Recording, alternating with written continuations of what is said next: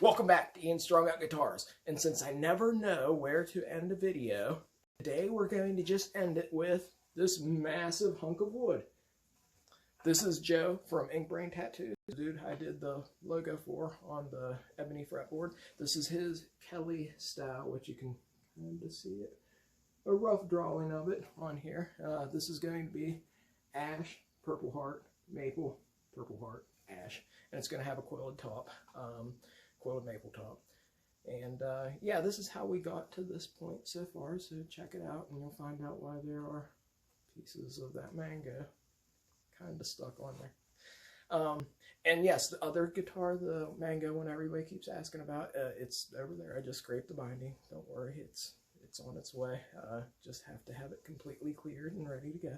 So, but yeah, this one, check it out. This is how we got this far, and thanks for watching. All right, Joe from Inkbrain Tattoo. He wants essentially a Kelly, which a Kelly is essentially an Explorer. And the only difference is it has more of a sharp point up here. The dimensions are almost exactly the same. I have a proper schematic drawn out. Actually, it's in the kitchen. This is just for rough purposes because we're going to cut the body out of the ash.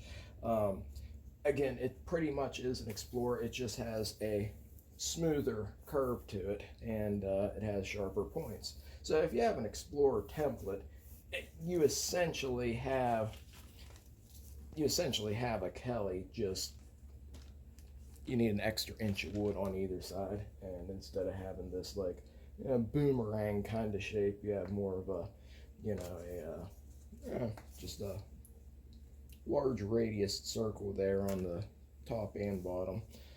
So what we're going to do right now, since it's not a set neck, it's going to be a neck through too, is essentially just cut right down the center of this, and then we'll put it just to rough it out on the bandsaw to cut the pieces out. And again, we're not going to cut it exactly because we need to have something to bite with the vice grips and stuff, because if you don't have anything for the clamps to hold on to, it's really hard to push on this. Your clamps are just going to cave in and all go towards the center.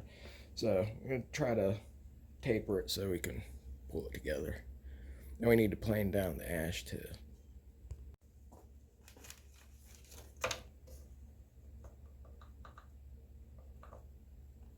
And essentially you got your center line pretty much. Again, this doesn't have to be exact like you normally would, because this isn't your actual schematic there, or your diagram, your blueprint, what have you.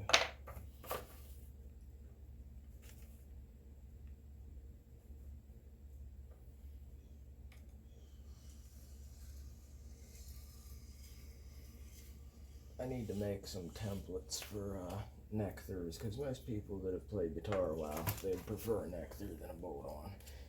I way prefer neck throughs, so the majority of people actually want neck throughs. Set necks,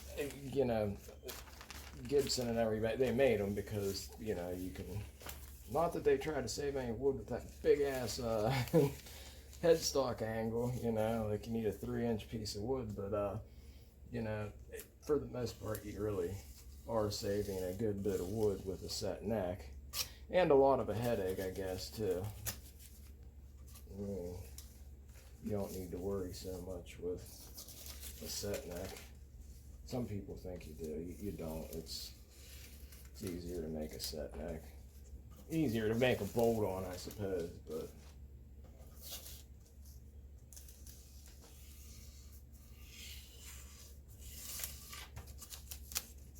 yeah, it's Christmas paper again. I still got Christmas paper left, so.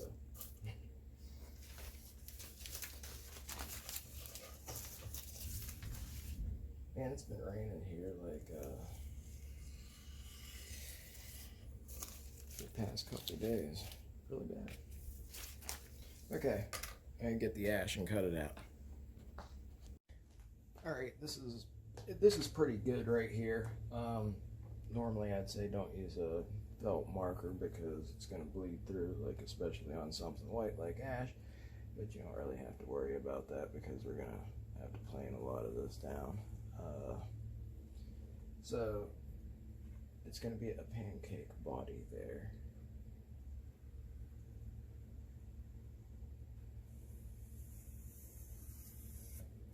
So we got two sides where I make one side with a large horn here.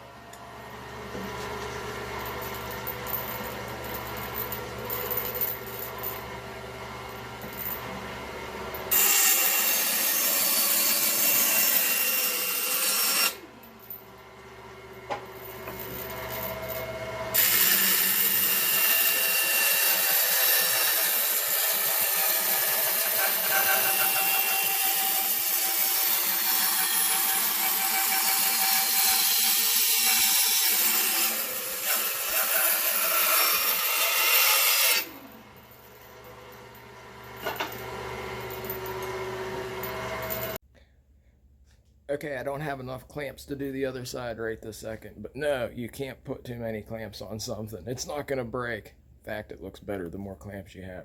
Just wrench every damn thing down. Oh yeah, whenever you are clamping the hell out of something, you know, you might think that everything's like clamped down all the way and wrenched down, but because the wood, because there's a little moisture in the tight bond or whatever, it should be using tight bond unless you're using hide glue. The wood will get a little soft in between and your clamps will relax a little bit. So always go back and just, you know, tighten them just a little bit more, because even if you thought they were as tight as they'd go, they'll tighten a little more, like for sure, every time.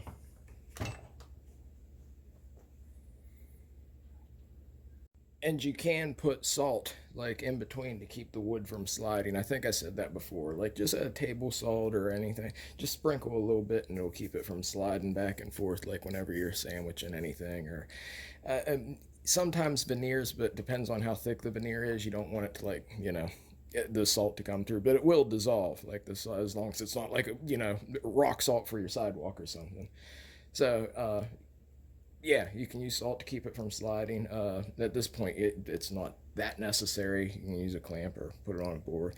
And it's always better to like have a piece of wood or something like that, like a sacrificial board. Not just because of these old, really cool, like 1930s clamps that I have that don't have like little thingies, but because it disperses more of the weight out, the pressure from the clamps. So it's actually nice to have like a hunk of metal under it or something, so it like presses everything like a vice. Yes, I know my bench is a wreck. It's been a hectic day, and I've had to take a orbital sander to the ceiling of the apartment because it has a textured ceiling that's all screwed up. You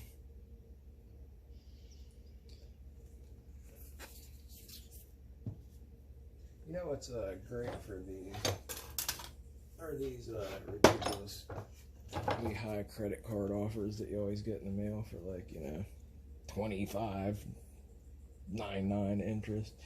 Yeah, just save them and use them to spread your tight bond. Pretty much worthless for anything else. I gotta get some more clamps. I wish I would have been able to clamp them both at the same time. And then we'll thickness plane them down together, and you got your wings. Now this is going to have that quilt maple top. I don't know if you've seen the picture or not, but Derek Kimball, Kimball's Hardwood, sent a really awesome quilt maple top that it's gonna look great on this. So we'll have to account for that. So it'd be planed down to approximately 1.5 inches, and yeah, then that'll be about 0.25. So full size guitar.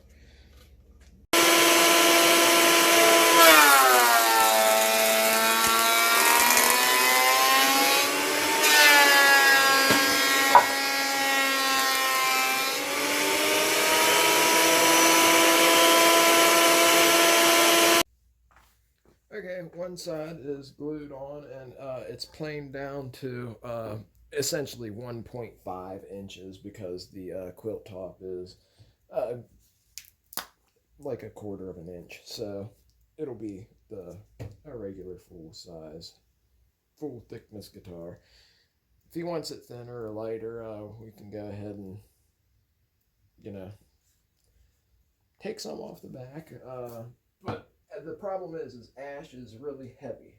Ash is just a heavy wood. So I'm going to weight relieve the hell out of it. That's a piece of shit. Looking for something to spread this on.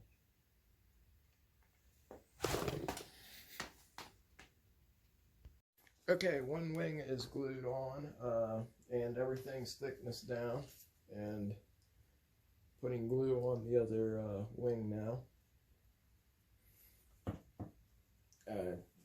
Got another one of those credit card thingies. It's thickness down to 1.5 inches, which most guitars run around a quarter and or 1 3/4 of an inch. I like to make some that are out of heavier wood, like 1.5 inches, but we could always take some off of the back later if we have to. Ash is extremely heavy. It's I'll get a wet rag and wipe that off. Ash is very heavy, so before I put the quilt top on, I'm going to weight relieve it. Weight relieve the hell out of it, and yeah, make it feel nice. I don't want it to be like really heavy for him. I want it to feel good, sound good, play good, look good. That's kind of the cool thing about weight relief. I know Les Pauls have done it like in the past and people haven't liked it. I don't necessarily know why. Like why people don't like it, but I don't know. People are weird sometimes. Everybody's kind of got their own. I like this, I don't like that. I want my Les Paul to weigh like 13 pounds. I don't want my Les Paul to weigh 13 pounds. I don't know. Who knows? Now, this is why I didn't, again, if you've seen any of my other videos, the whole reason that I have not cut the shape out itself is because you actually just don't want to, or else you don't have anywhere to clip stuff onto. Now, this is a piece of that spalted mango, actually. Now, what we're going to do here is clamp this together with that mango.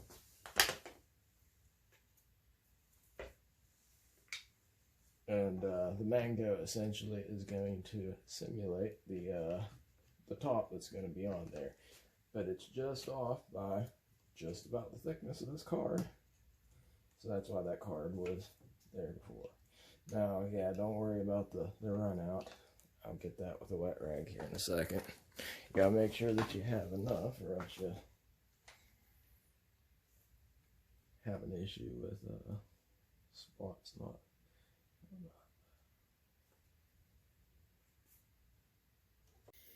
Okay, so there's it's all perfectly flat on the back, and I have a little chunk of that spalted mango to simulate the top, but it was just a little bit smaller, so it's pretty much this credit card ripped in half and that mango make it